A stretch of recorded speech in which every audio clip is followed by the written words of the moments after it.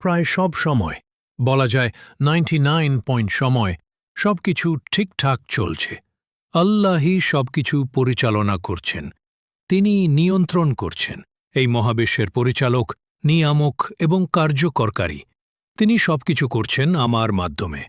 যদি তিনি সরাসরি আপনাকে নিজেকে দেখিয়ে দিতেন, তাহলে পরীক্ষা কোথায় থাকত? তিনি নিজেকে প্রকাশ করছেন, কিন্তু এই দুনিয়ার নিদর্শনের মাধ্যমে। দুনিয়ার সব কিছুই নির্ভরশীল।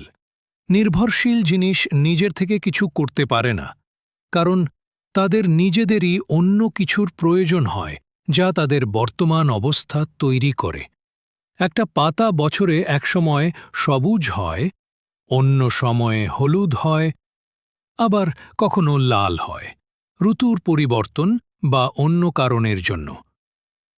পাতা সবুজ মানে সেটি অন্য কোনো রঙও হতে পারত, আর যেটা অন্যভাবে হতে পারত সেটা অবশ্যই কোনো কিছুর দ্বারা এখনকার মতো হয়েছে। তাই এটা নির্ভরশীল। তাহলে প্রয়োজন এমন কিছু যা একেবারে স্বাধীন, যার কোনো কিছুর প্রয়োজন নেই।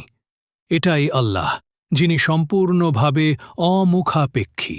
তিনি একমাত্র সত্তা, যিনি অপরিহার্য, আর তিনি সবকিছু করছেন।